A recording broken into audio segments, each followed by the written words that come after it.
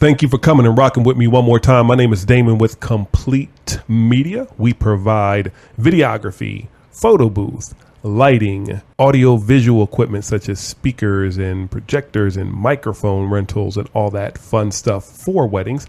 We also provide DJ and photography. The reason why I waited until the last to say photo and DJ is because I am about to react to a video that says a bride threatens the DJ and photographer after they leave the wedding. This is a reaction to actually Jessica K's video. I did a reaction to one of her videos before. I liked it, so I decided to do another reaction video. So Jessica, this is 2 now. We'll see how many I'll be able to do of yours. It's very interesting to me because the bride threatens the DJ. I don't know if that means threatens him with a lawsuit or like physically threatens him like I'm gonna fuck you up. Either way, I know it's going to be entertaining. It's coming from Jessica K's channel, which is always entertaining. I like watching her content. I frequent her page. So maybe one day she'll react to me reacting to her reaction. I don't know. Who knows? The only thing that it says on here, though, it says that let's take a look at a post from Choosing Beggar about a bride that loses both her DJ and photographer. So this should be very interesting. Today I'm going to be reacting to Choosing Beggar Bridezilla loses DJ and photographer in the middle of her wedding.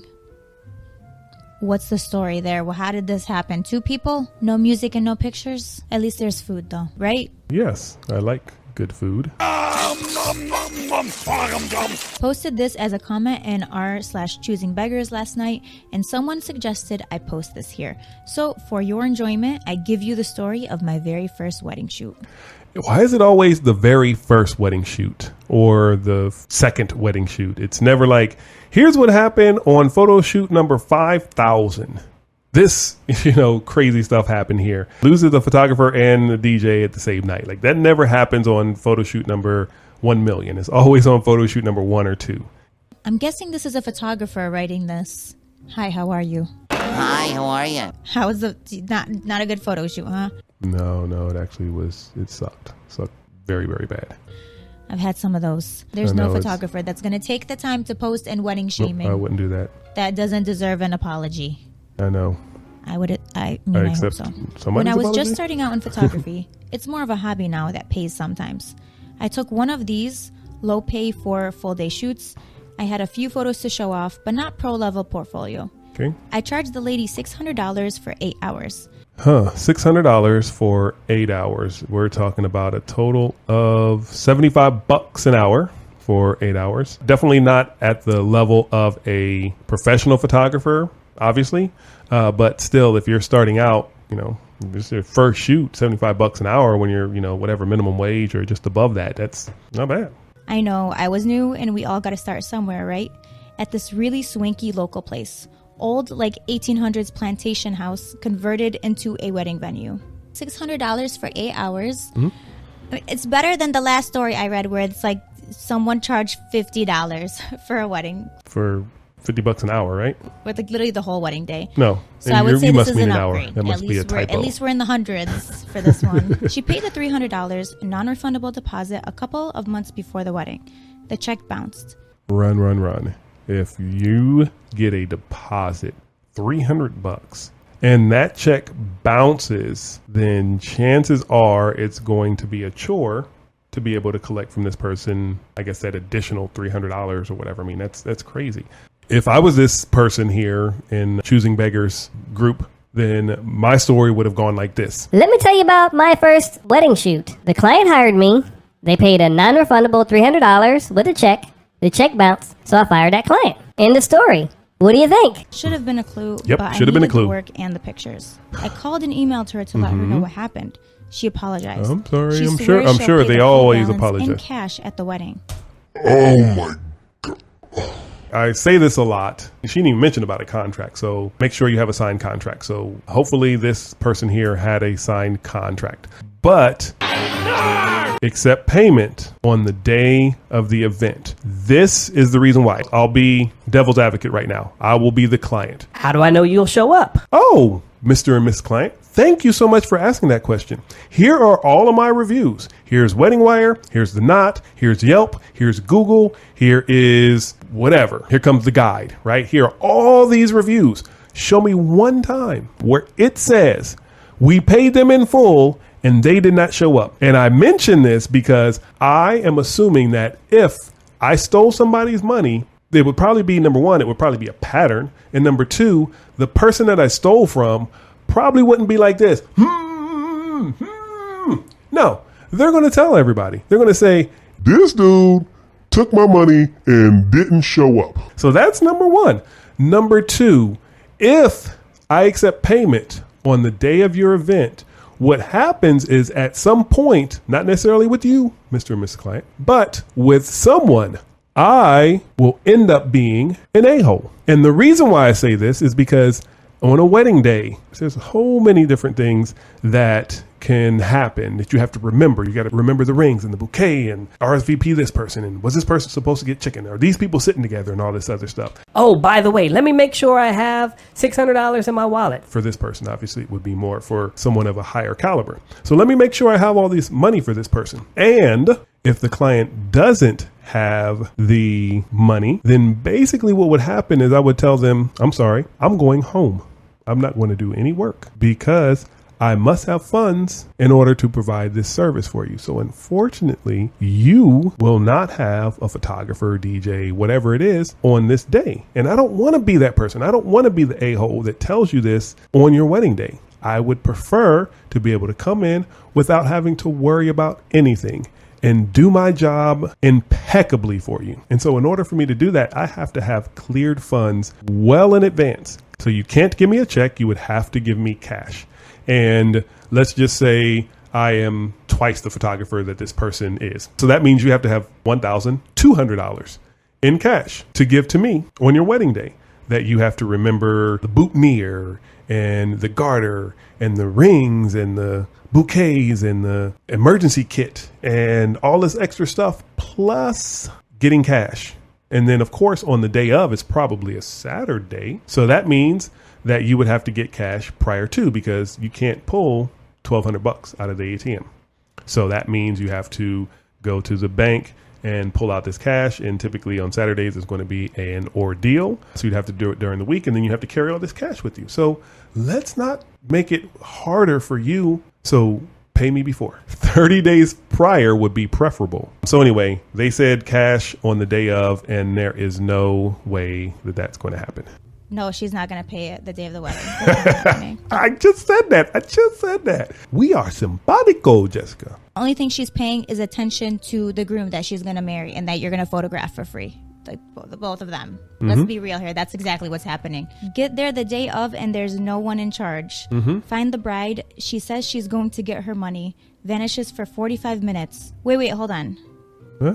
You waited till the day of? Oh no. This person should have taken care of it the moment the check bounced and emailed the client and been like, hey, the check bounced. Your day is not reserved until you pay the deposit. So choose what you want to do. Let me know before you get married. Again, we are simpatico. And all that, and do the ceremony. And join your hands in marriage. Find the bride. She says she's going to get her money. Vanishes for 45 minutes. Find her again. She says her mom has it. Oh my God. Can't find her mom. Find the mom. She's clueless. A couple of hours go by and I help myself to the free food. Wedding starts. Oh my God. Yeah, she's not paying. She's not paying you, dude. I don't really see this going in a good direction. No. Dude, she's basically just stalling. She's like, go ask my mom. Yeah, my mom has it. Why would your mom have the money for your photographer? That doesn't make any sense to me.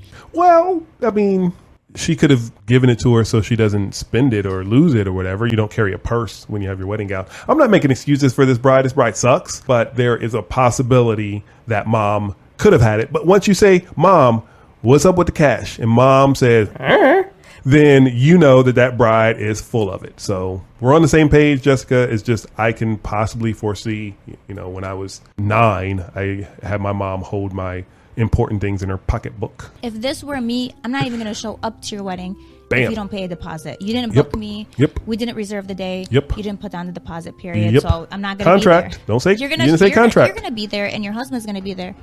But Contract. At this Say point, it. I figure what the I'll take some pictures anyway for my portfolio. Her uncle is there with a camera constantly getting in my shots.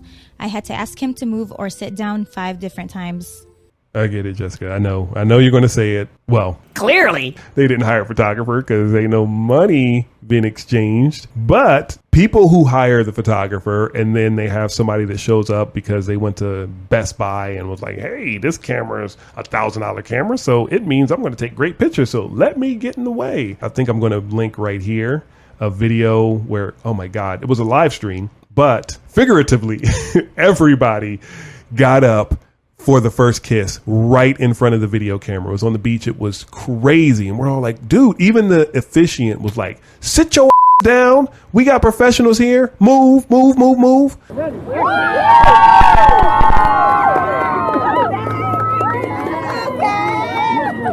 I know what you're going to say, Jessica. I can see it by the look in your eyes. I know exactly what you're about to say, that let's remove those people from the face of the earth. This sounds like a nightmare. The guests who show up with the DSLRs and the mirrorless, trying to take pictures, getting in your way. You were invited, sir. Or ma'am. Why don't you just eat the Invite, off of the salad and enjoy the day? I'm the one who has to be all sweaty running around trying to charge the batteries, switch out the memory cards. I'm the one zooming in, sir. You don't have to do this. You don't have to. If you're going to show up to the wedding with a professional camera and you're going to get in the way of all my shots and you're going to use a flash, just work for me. Like, literally join my squad.